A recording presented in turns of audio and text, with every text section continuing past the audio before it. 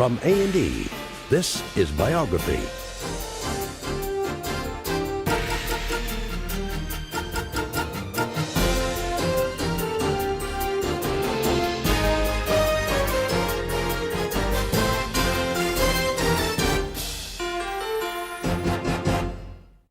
I think it's fair to call him the father of the self-help movement that swept across America. Today, you can't turn on the television without seeing an infomercial selling a way to improve yourself. You can't enter a bookstore without passing hundreds of books dedicated to making you better. Well, this is the book that started it all. 60 years ago, Dale Carnegie wrote How to Win Friends and Influence People. Since then, 30 million copies have been sold. Carnegie called himself a common man from the Midwest with a simple philosophy for self-improvement. Enough people agreed that his book and his courses remain popular around the world. Dale Carnegie had his critics. The writer Sinclair Lewis called his methods yesing the boss and making big business right with God. But as Biography discovered, Carnegie also won a legion of disciples and ignited a revolution, built on a set of ideas that are remarkable only for being so basic. Remember, if you want to be liked instantly, do as the puppy does. Become genuinely interested in other people and show it. Act enthusiastic. Smile. It's the gospel according to Dale Carnegie. Simple ideas from a man who became a guru to millions. You know, the happiness you get out of life will depend very largely upon your ability to win friends and influence people. His principles of human relations, they're godlike almost in terms of their power if you just remember to keep things simple. And when he put those simple principles in a book, Dale Carnegie made publishing history. He really was a man who took a fundamental need, the need to connect, simplified it, and thereby made communication more effective for a large number of people. It always humbles me to know how much my father affected other people's lives. Before there was an entire industry devoted to self-improvement, there was Dale Carnegie and his promise to make the rest of us just a little bit better.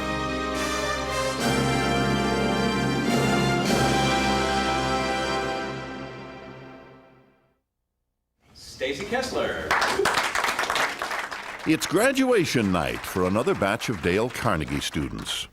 They've spent 12 weeks trying to conquer the one human fear that ranks near death, public speaking. Beyond that, they've studied a set of principles intended to improve their lives. These simple principles are things that really get you ahead in life and make you a better person. Learn how to listen, develop those listening skills. Just to make you a better person. There's just no end to the principles and where they can be applied. The man who laid down those principles was born more than a century ago into a life of hard times, hard work, and failure. The Carnegies owned a tiny home in the northwest corner of Missouri. Dale's father, James Carnegie, was a farmer with a knack for cultivating very little besides bad luck. He tried growing various crops, which were often flooded by a nearby river. James Carnegie also tried his hand at raising hogs, who fell victim to cholera. There was little money and the constant threat of foreclosure. This was the world into which Dale Carnegie was born in 1888. The farm being so poor, life being so hard, he had a huge incentive to leave as soon as he could. Even more incentive came from his mother. Amanda Carnegie was gregarious and dynamic, a Sunday school teacher and natural leader. There were no outlets for women with that kind of initiative and power that she had as a personality and talent and ability, except within the confines of the community. So she was greatly looked up to in the community. Amanda was a polished speaker who preached against the evils of whiskey and even considered dancing a sin. She wanted her 2 boys to become missionaries for the Methodist Church and expected especially great things from Dale. I think his mother was a driving force. I know she was. She saw in him that he could accomplish more than just being a farmer in Missouri. What his mother instilled in him and maybe insisted on him becoming is what drove him. She encouraged Dale to stand up and give speeches at Sunday school and insisted he receive a proper education. Dale went to a traditional one-room schoolhouse, maintaining grades that were good enough to get him into college. At the age of 16, he enrolled at the State Teachers College in Warrensburg, Missouri. To save money, Dale lived at home and helped his father with the chores. He got up every morning at 3 o'clock to feed the hogs and milk the cows. Then, when it was time for class, he put on his one and only suit and walked. Not having fancy clothes, not having enough money to live at college, but have to take a 3-mile walk to school when everybody else at this teacher's college could live at the campus. I think it certainly gave him a burning desire to have a very different sort of life as an adult.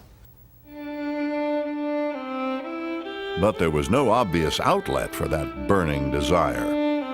Dale dreamed of becoming a great author and joined the college literary society, although he displayed no talent as a writer or as a scholar. Dale was small, unathletic, and a non-entity on campus. He was also tired of all the hard work and deeply ashamed of being poor. During moments of despair, Dale briefly considered suicide until he discovered a talent that would change him forever. In a later movie about his life, Dale's mother gets the credit for pushing him in the right direction. Well, I didn't make the football team, Mom. Oh, why don't you try for the debating team? I think you could do very well. And just think of all the great men who've made their mark through skill in speaking. Gee, Mom, do you think I could really get up and talk in front of people? He could, and he did. Dale joined the college debating team and soon won an oratory contest. Suddenly, the poor farmer's son with the big ears was popular, voted vice president of his class. He also started teaching other students how to speak in public. For him, it was a big coming of age, where the farm boy discovers, hey, I've got some talent here. After his junior year, Dale decided it was time to earn a living and left college without a degree. He heard there was big money to be made in sales and landed a job with the giant Armour Meat Company. Dale was given a salary, $17 a week, and a sales territory in the Badlands of South Dakota. His job was selling meat and soap to small shopkeepers, and he had a knack for it. In one letter to his mother, Dale wrote, "I have had extra fine luck." Whether it was luck or skill, Dale managed to put away the impressive sum of $500. Armour offered him a management job, but Dale said no thanks. Instead, he felt it was time to leave the Midwest behind. Still in his early 20s, Dale had an irresistible urge to go east and seek his fortune. At the dawn of the 20th century, that same urge was felt by young men throughout the Midwest. Oh, it was the time of America's imperial destiny. It was the high point of optimism about the future of the country. It was a time when the cities were still short of labor and there were great opportunities. Dale Carnegie's destination, the biggest city of them all, New York. His fantasy was still to become a famous writer, but Dale decided to first try his hand at acting. He spent most of his $500 to enroll at the best acting school in New York, where one of his classmates was Edward G. Robinson. Dale landed exactly one role, a small role at that. Soon, he was just another unemployed actor in the big city, desperate for money and work. But if he couldn't act, at least he could sell. His first real job in New York was selling Packard cars and trucks. This is a typical Packard of the era, called the mother-in-law model. Presumably that's her in the back seat. The cars were luxurious, but Dale Carnegie rang up very few sales. He said, I hated anything mechanical. I knew nothing about the insides of machines or cars or anything, and what's more, I didn't want to know, and I hated everything about it. He was just scraping along miserably. Really despairing moments when he was selling Packard cars and trucks and not doing well at it and not enjoying it, living in a flea bag apartment in the west side of Manhattan, fighting off roaches. Pretty dismal time, and not doing what he wanted to do, which at that point was to be a writer. Dale was selling cars by day, not selling them is closer to the truth, and writing by night. His long-standing dream of being a great novelist was still alive until he actually wrote his first book. When he finally finished it and reread it, he realized it was a terrible novel and that he was not cut out to be a novelist, and that therefore he'd better, pick up the pieces and find something that he could do and could do well. He's 24 years of age. So he said, what was there that I enjoyed, that I really had success with? And he decided it was in debating and in public speaking. He decided that's how he would make a living, by teaching public speaking. He offered his services as a teacher to New York University and Columbia. Both schools turned him down flat. His next stop was the YMCA in Harlem. The Y accepted Carnegie's offer to teach public speaking at night school. Like most teachers of the era, Dale stood in front of the class and gave a lecture. Until one night when he ran out of things to say. I think in that moment of panic, what am I going to do? How am I going to teach these people? How am I going to make a living? He was struck by a great inspiration, which was to have them do the work and have them get on their feet and talk. It was a stroke of genius, and the Dale Carnegie course took off. His classes were filled with eager students who were scared to death of public speaking.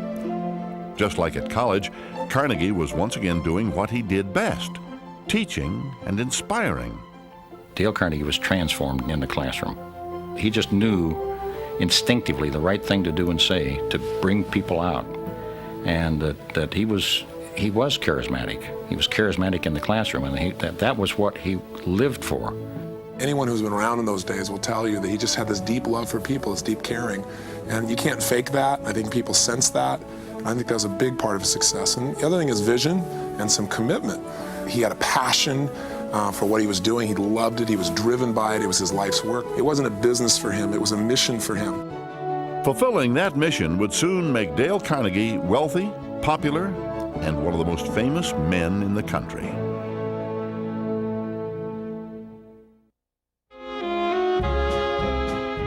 In 1912, Dale Carnegie discovered his passion, teaching a YMCA night school course in public speaking. It was the right class at just the right time in history. Sweeping changes were transforming the America of small businesses and individual shopkeepers. There were suddenly giant enterprises turning out cars and steel. And along with the enormous companies came a new breed of businessmen, the middle manager. These people didn't have the power of ownership to convince people what to do. They had to use some persuasion.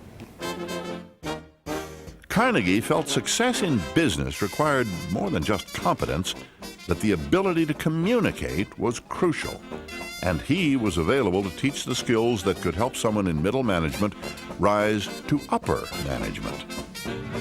At the same time, New York and other cities were crowded with new arrivals, not just from Europe, but also from the American Midwest. In Dale Carnegie, they had a kindred spirit who could help them find their way in the big city. It was a new world in the early years of the 20th century, and people were anxious about it. And Carnegie comes along with his hand out, saying, I can help you to function in this world. It's not as dangerous or as frightening as it might seem. You can get along in this world, and I can help you with that. He did it by challenging the students to face their biggest fear head-on. They were to get up and talk, while the rest of the group offered encouragement and support. There wasn't AA, there was no Weight Watchers, but the same group dynamics that make them, or group therapy, a powerful force to change behavior today, he stumbled on back in 1912 and realized could enable people to change their attitudes and change their behavior. As Carnegie's classes grew in popularity, he made a change of his own, altering the spelling of his last name. His family spelled it with EY at the end, but Dale changed it to IE to match the steel tycoon Andrew Carnegie, who was no relation. It turned out to be a shrewd business decision. I think there's a significant amount of ambition involved in that name change, saying, hey, I don't care if people confuse me with Andrew Carnegie, the richest man in America. That's fine. There's really no difference between us except, he made it and I haven't quite done that yet. He might not have been in Andrew Carnegie's league, but Dale was earning far more money than ever before. He spent it on travel and an active social life that included dating various women. Carnegie was considered quite a catch, but remained a committed bachelor. Meanwhile, he also started writing articles for magazines and even a full-length book. Dale Carnegie was gaining national attention as an expert in public speaking. His reputation impressed a college professor named Lowell Thomas, who would soon become a famous world traveler and radio personality. Thomas asked Carnegie for help on a speech, then hired him as his business manager. The two men sailed to Europe to present a series of wartime adventure films Thomas had shot in the Middle East. Their show played before capacity crowds in London. It was an adventure that gave Carnegie a chance to see more of the world, but he was anxious to return to his teaching. Back in New York, Carnegie changed the focus of his course. He noticed that as students overcame their fear of public speaking, they gained overall self-confidence. Most people weren't looking to become professional orators. Rather, they were hungry for personal skills to use in their everyday lives. So he transformed his classes to concentrate on what he called human relations. Carnegie developed various techniques, including the heckling session, where he playfully used a newspaper to symbolically bring his students out of their shells. You saw the underlying real problem that people had, and the real desire they had was not to be a speaker as much as to have confidence, to be able to deal with other human beings in a way where they were comfortable and where they felt appreciated and could connect with people. And it was a natural evolution for him to say, this is what I really need to put my focus on. And that evolution happened fairly rapidly. At the same time, Carnegie started compiling a list of his principles, such as don't criticize, condemn, or complain. In one of his few recorded speeches, Carnegie spoke about another principle, show enthusiasm. The man who's enthusiastic will find the scales tipped in his favor, and a man of second-rate ability with enthusiasm will outstrip a man of first-rate ability without enthusiasm. Carnegie admittedly borrowed many of the principles from others, including Jesus and Mohammed. He added some of his own, then offered the principles to his students as a formula for self-improvement. It was 1 part psychology, 1 part philosophy, and 10 parts common sense. I think the major principle is showing respect for other people and giving people that dignity that every human being deserves to have. None of the principles are unique to him. I mean, they're basic common sense. How do you get along with people? How do you motivate people? How do you motivate yourself? How do you control worry? One of Carnegie's principles was to admit mistakes quickly. And in 1921, he made the biggest mistake of his life. During a trip to Baltimore, he met an older woman named Lolita Beaucaire, who claimed to be a French countess. She pursued him until they were finally married in 1921, when Carnegie was 36 years old. The newlyweds lived briefly in Europe, where Carnegie tried once more to write a novel. It was a disaster. So was the marriage. He was, sort of the classic henpecked husband. Today, I suppose the divorce would have taken place in 2 months, but then divorce was a huge, huge proposition. They finally did divorce after 10 unhappy years. For the rest of his life, Dale Carnegie rarely mentioned his first wife. There's not a single photo of the couple together. The marriage was the one mistake Carnegie couldn't admit, one of the few times he did not follow his own principles. It's tough for a teacher whose basis of success is getting along with people. It's awkward to have a naked failure, a marriage that just was awful. He said it was the worst mistake he ever made. He said, I never spent a happy moment for the 10 years they were married. He said, I was utterly miserable with this woman. In 1931, with his disastrous marriage over, Carnegie sat down to write another book. His subject was Abe Lincoln and his disastrous marriage to Mary Todd. It was Carnegie's way of expressing his frustration. Lincoln the Unknown was another flop. But Dale Carnegie was about to make publishing history.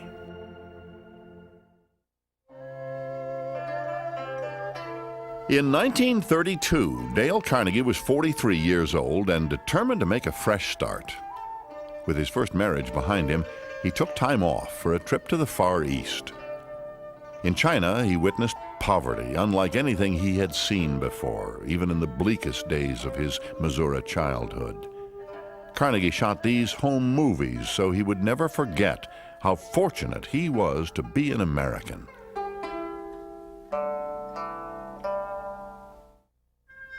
But back home, things were also bleak. The stock market crash of '29 was followed by an economic crash. Factories were shut down. Millions of Americans were out of work.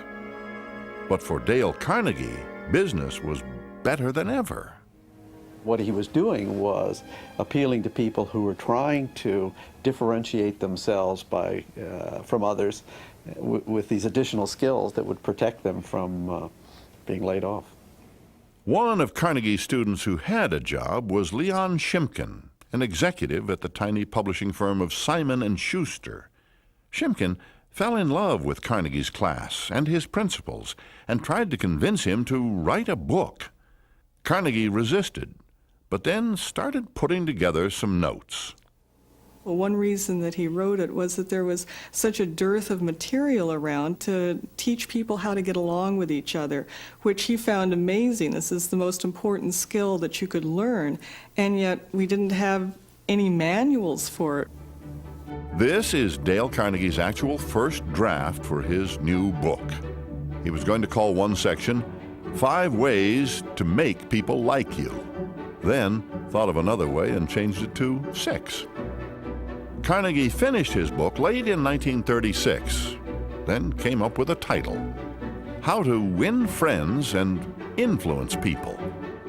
How to win friends and influence people. I mean, there you have it all. Winning friends, and then the power to influence. So it was a brilliant title. Carnegie filled the book with his common sense advice and principles, which he later talked about on radio. You can win more friends in 2 months by becoming genuinely interested in other people than you can in 2 years by trying to get other people interested in you. A good smile has the same effect as a puppy's tail. When a puppy wags his tail, he says, I'm glad to see you. And a smile says the same thing. Be sincere. You'll just be wasting your time if you pretend to be interested in other people in order to get something out of them. And he added homespun anecdotes about the country's leading tycoons, such as Henry Ford. Carnegie tried to explain just what made some people stand apart from the crowd. He was the first person to say to everybody, I've gone out and learned all the secrets I could from those people who are rich and famous, and you can do it too. Not only can you do it, it's not that hard to do it, and you can be a success too. And everybody would like to hear that story. The value of the book, the reason the book went so crazy, I think, is he was a great storyteller. And throughout human history, man has learned best by stories, man and woman.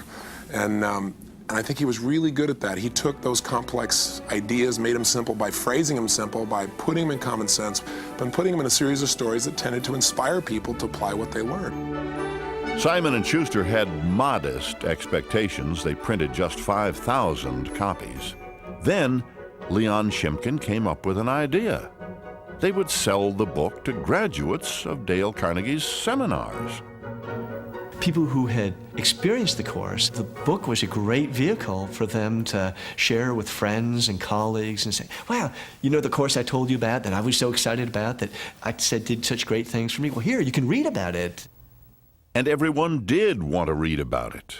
How to Win Friends and Influence People sold 5,000 copies, all right. 5,000 copies a day. It was a publishing phenomenon.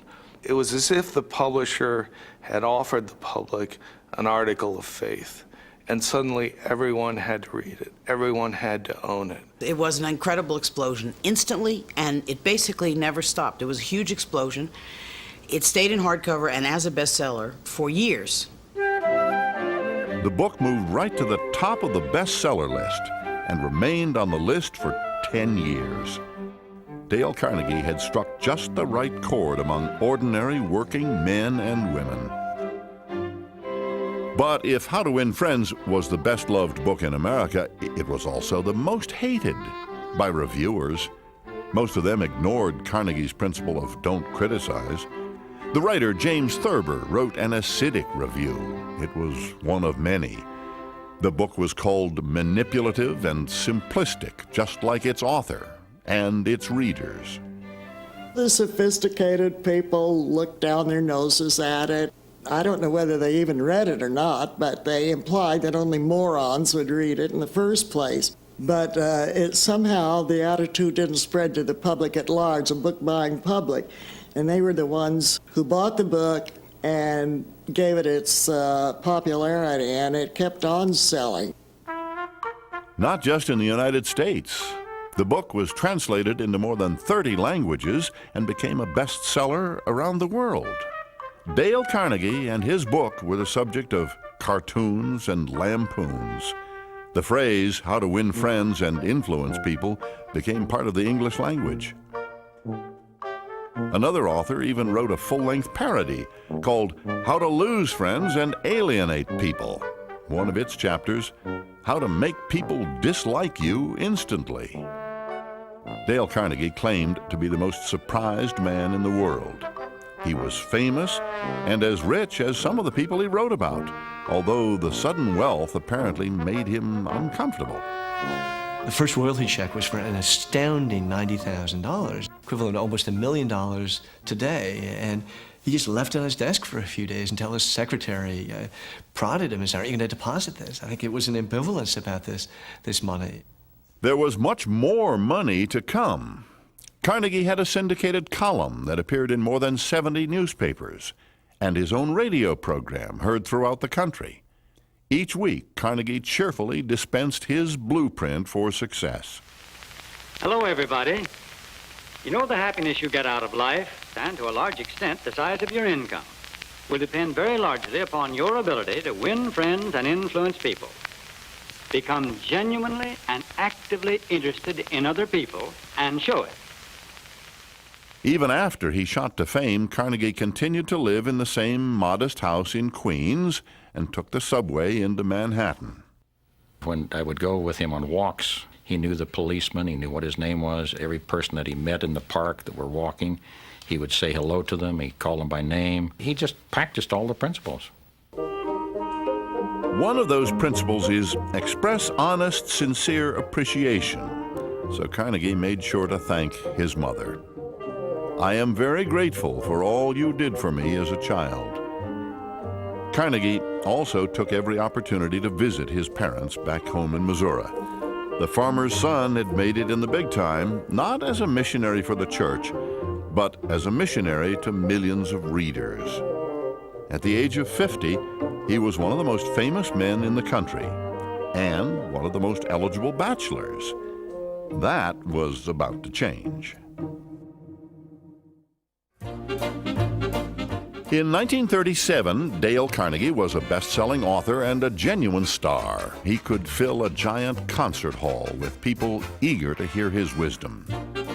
He wasn't actually a powerful orator, but his folksy manner made him an audience favorite.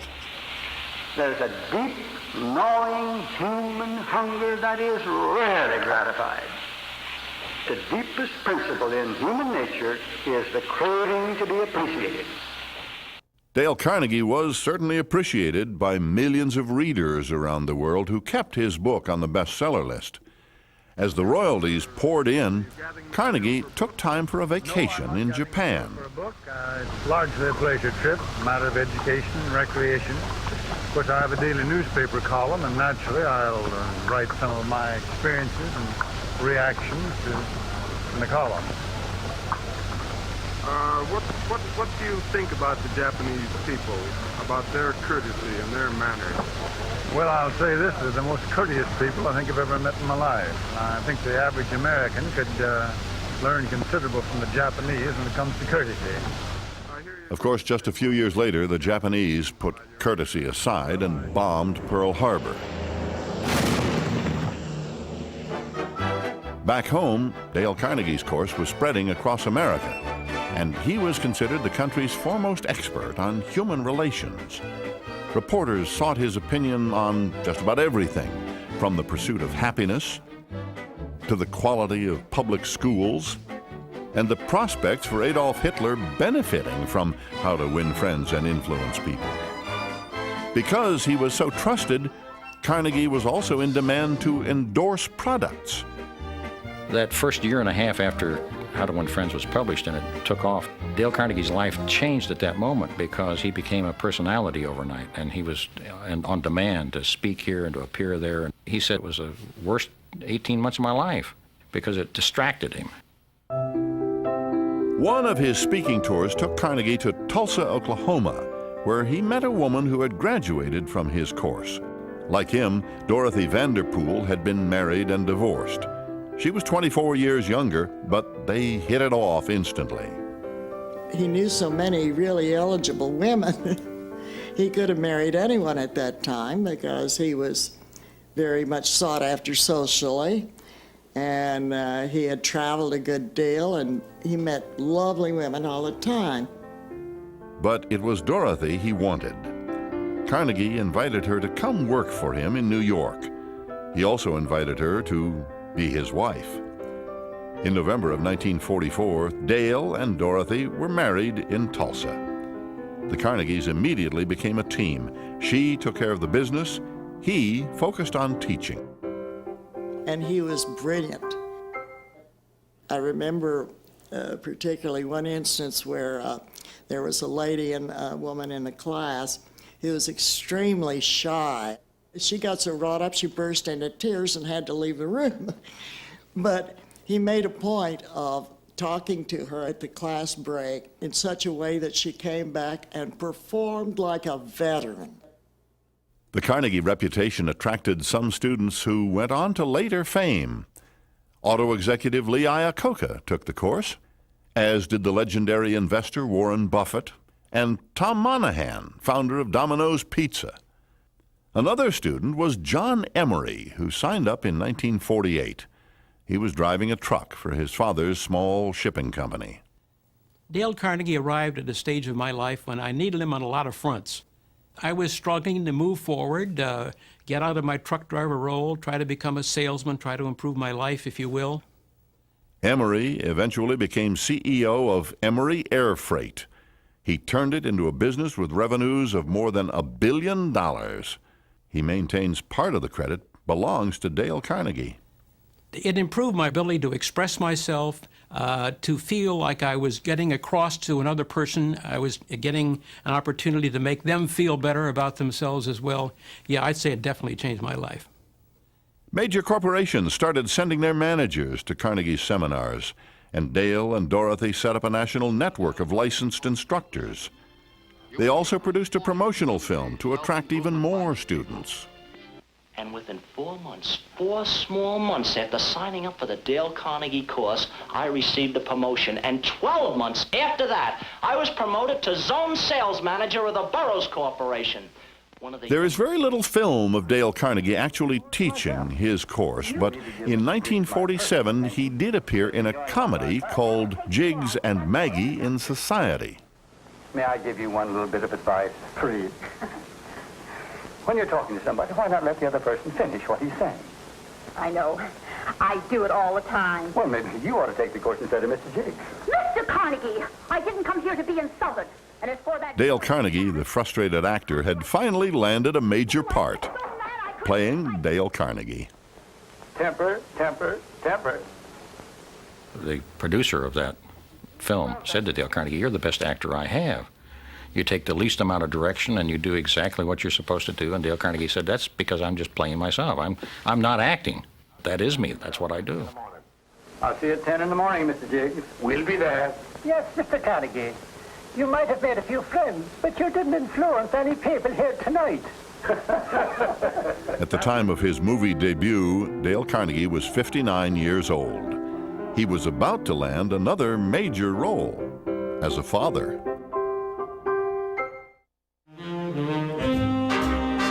In the years after World War II, Dale Carnegie was a wealthy man. He wrote another self-help book called How to Stop Worrying and Start Living. Once again, the reviews were less than smashing. One critic called it choked with formula and suggested readers just throw it in the ash can. Still, the book reached number 2 on the bestseller list and went on to sell in the millions. The rich and famous author spent most of his time at home in Queens. Dale and Dorothy totally avoided the social whirl of Manhattan. He said to me that sometimes he turned down invitations to parties because people expected him to be charismatic. And he said, "And I'm just a plain, simple farm boy from Missouri." And he was that, and he was very proud of that. So he didn't try to be what he wasn't. Carnegie even bought a large farm near his boyhood home in northwest Missouri. He left the farming to others, except when he was hamming it up for the camera. Then in 1951, Dorothy gave birth to a baby daughter, Donna Dale. Carnegie was 63 years old and a father for the first time. I used to be so embarrassed because you'd think nobody had ever had a baby before in the history of man. He says, "Do you realize that there is a baby in this house?" You know, so there was an elephant in the house, that it was that rare to have a baby in the house. I remember the walks in the woods and finding turtles. I remember helping him weed. And my father was missing one of his fingers that had been lost. Half of it had been lost in a childhood accident. And one of my favorite requests was to ask him to wiggle that finger. It was always a great joy, that and to wiggle his ears, because he had large ears. After Donna's arrival, there were a few precious years of enchantment. Dale and Dorothy had a thriving business and a thriving marriage. But at about the same time, Dale started to grow frail. Even worse, the man who made it a point to remember names suddenly became forgetful. He left his very expensive coat he had on a train at one time when he got off, and we had to run that down, and he began to lose things that way.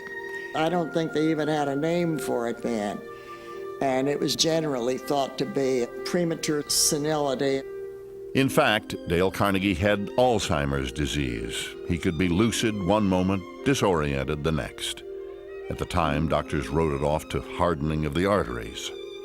In the summer of 1955, Dale returned one final time to his beloved state of Missouri, where he was awarded an honorary degree from his old college in Warrensburg. Just 3 months later, Dale Carnegie died at the age of 66. The official cause of death was listed as uremia, a disease of the blood. There was a ceremony in New York, but for his final resting place, Dale Carnegie had chosen the place he was born, the farm country of northwest Missouri. When it was time to be buried, that was going back home. I mean, he was always that Midwestern boy in the big city, and a little bit lost there. It was Dale Carnegie's wish that even in death, that it not be blown out of proportion. You'll notice on his gravestone it just says Dale Carnegie, 1888, 1955. That's what he wanted. He said, I came into this world as a plain person, and I want to go out that way. Dale Carnegie was eulogized as a man who symbolized the American dream, the idea that all people can make themselves better, whether in business or in life. He really was a man who took a fundamental need of American society, and I think of humanity, the need to connect, the need to be able to influence others with integrity and with respect, simplified it, and provided it in a format that was entertaining enough that he got a large percentage of the population to apply what he learned. So how do you categorize that? I'd say an outstanding American who was a pioneer and revolutionary in his approach of simplifying what most people made overly complex. Long after Dale Carnegie's death, How to Win Friends continues to sell 200,000 copies a year. The fact that that book is still selling like it sells 60 years later is an achievement matched by no other self-help writer, ever. What that means is that inside that book, there is something that is given to people that is useful. Because that book today is selling by word of mouth. And word of mouth only comes from a book that is satisfying that prior consumer who read it. I've read some of the books out today, and I see all of these things that were said by him in his books many, many years ago. Today there's much more on the market, much more competition, if you want to put it that way. But it's, you know, how much more can you add to human nature?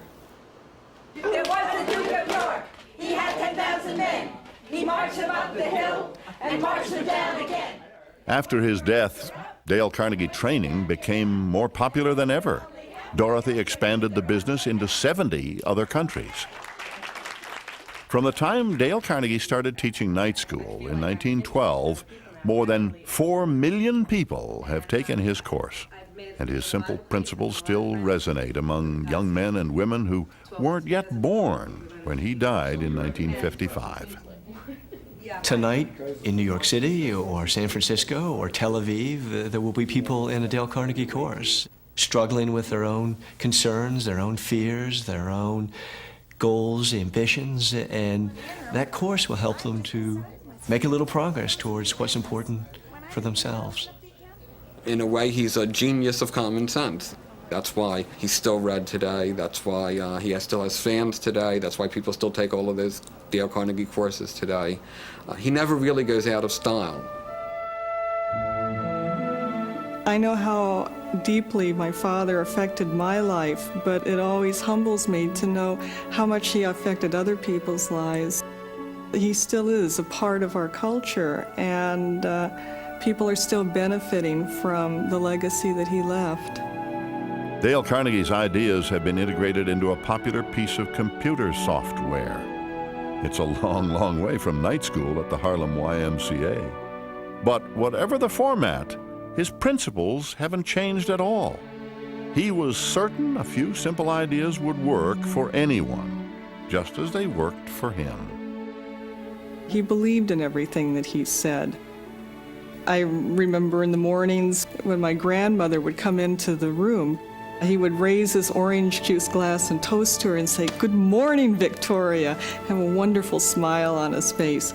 And that was what he was like, you know. He wasn't putting it on or just doing it when he was in front of a group. This was how he lived every day of his life.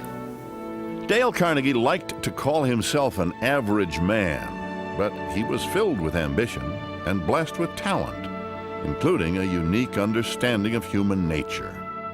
It lifted him from a life of drudgery on the farm, then enabled him to lift others.